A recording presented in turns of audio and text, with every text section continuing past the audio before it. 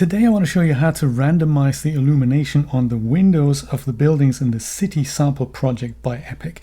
So you see the building on the left here has a certain distribution and the window on the right looks very different. And more to the point, when I go and move my sequencer playhead, I'll see that some other windows seem to be lighting up and darkening down here.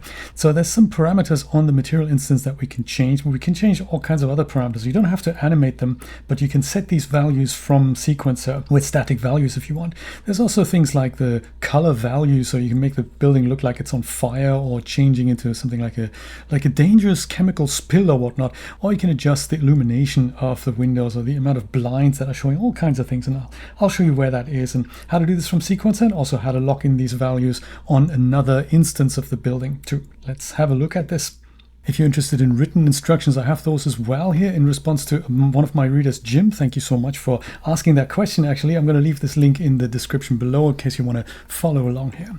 So I'm going to go and show you where these buildings are and how they're set up first. So I've already dragged one into an empty open world level here. Control B with it selected will show you where that is in the outliner. So I haven't got the full city sample project. I've only got the city sample buildings here.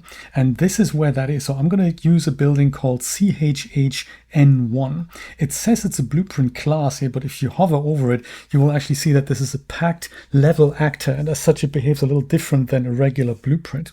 The way this is handled under the hood is that these can be instanced multiple times in a master level, and as such combine hundreds and thousands of instances of static meshes. This is why that is so complicated, and this is also why that has a slightly different logo here in the outliner. If I go to the details panel, you can see that there's really not much that we can adjust on this. You can, however, see the individual static mesh components here, but even when we do select them, there's nothing I can change here, like the material instance. They're all grayed out.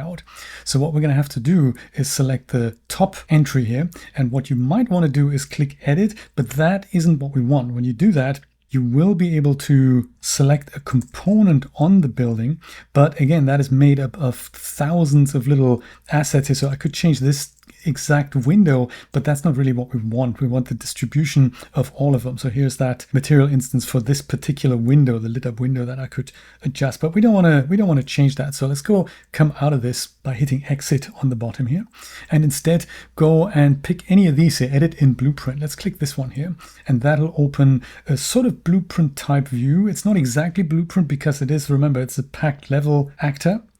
When we open that, I can go to the viewport, and this is where my building appears, much like I was editing a regular blueprint. So in order to figure out what is the material that I need to change here, I'm going to have to go through each of these components and see what basically lights up. So in my case, I think it's instance static mesh 18. That could have been named a little bit better. That's the bottom row of the windows. And then if I go and scroll down here, that is instance static mesh number 9. That is the rest of these windows. Let's deal with those.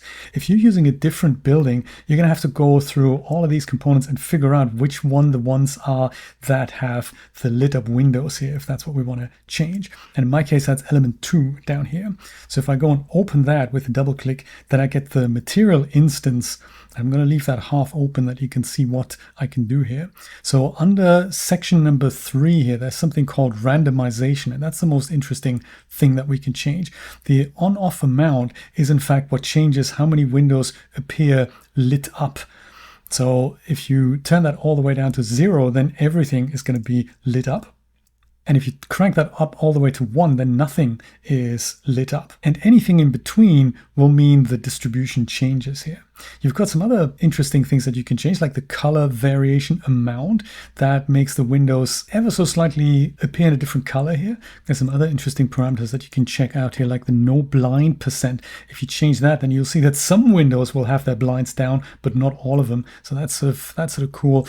And there's also under the section number 4, there's another thing that you might want to have a look at, which is the exposure value. I think by default, this is set to something rather bright, but if that doesn't fit in with your for scene lighting, then you can turn that down here. So 1 I find works quite well, but 0 or even a negative value will give you very different illumination effects here. So I'm going to leave this on 1. Oh yeah, and then there's also the tint value. So tint's kind of cool if you had something like a bluish nighttime scene and the windows are too warm right now, then you can go and change that here. So you can make them colder, or you can make it so that they're completely overblown and red as if the building's on fire. Imagine animating this value so that this is sort of, appears like a burning building. I'm going to leave it alone just so that you know where that is.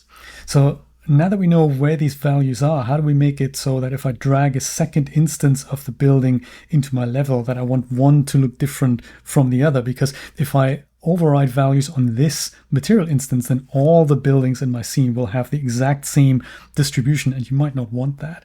So there's a couple of ways that you can do that. On one hand, if you're dealing with a static scene and you're not dealing with the sequencer, then you could go and see where that building is, where that instance is, Control B, and then just going to make a duplicate of it with Control D, like I've done here. This is a second duplicate of that. But if I go and make that again, Control D to make a duplicate, and this is going to be my building number 3, then I can go and drag that into the level as the third building perhaps. Whoops. Now I'll go and drag that over. And now this looks, you can see that this has got the exact same distribution as this building. So if I wanted to change that, I'll go back into my blueprint here and see where this material instance is with this icon here, or Control B will also do that. And then I'll go and make a duplicate of that one as well, like I already have here. So Control D will make that happen. And then I'll make sure that this material instance now goes into my duplicated actor here. So that would be this one. That is that on static mesh number 9. That's what that was. This is where my new material instance goes in, like so. And then I can go and make overrides on that. So now I can go and say, in this case, maybe I want all the windows to be off, just as an example here.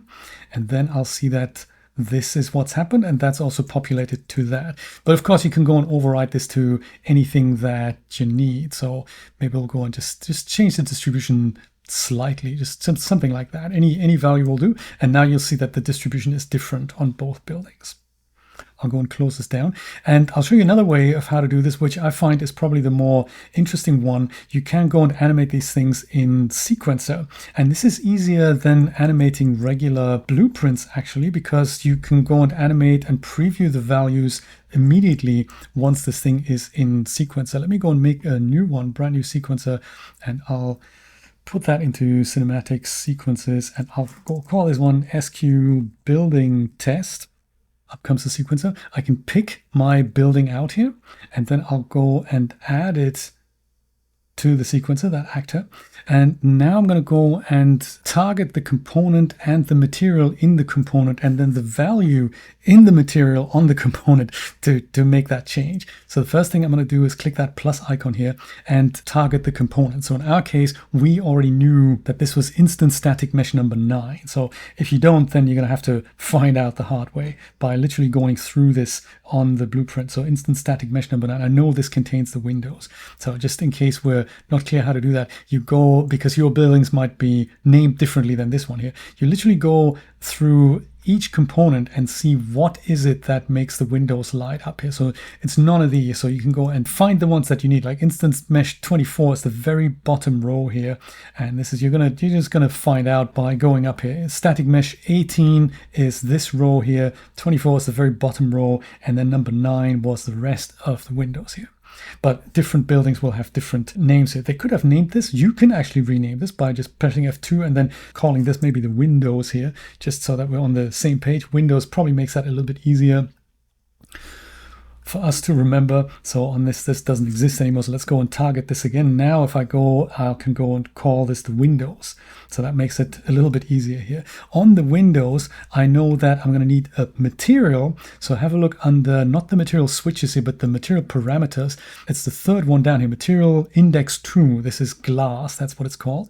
Target that. And on glass, we can now go and call the same material parameters that we've had in our instance here. So remember the amount off value here, and perhaps the tint value as well. Let's go and remember those.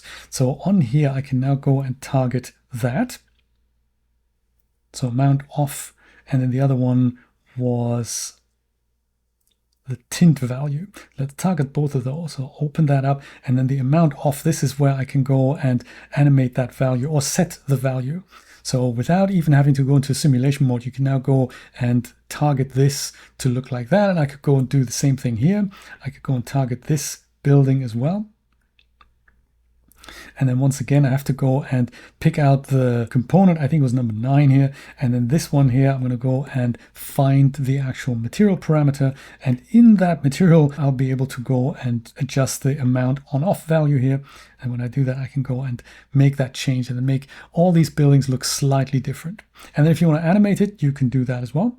Like maybe here it wants to have, maybe more people have switched on their TVs or whatever. So you can animate that. You can make as subtle or as fast as you want. And same for the tint. So if you wanted to change the building from here to there over to something that will become, I don't know, something like a burning building, make that all bright orange here. That building on the right here, that turns, well, it's more yellow, isn't it? We want to make that a bit more orange, something like this. So, oh my God, it's now on fire. There we go.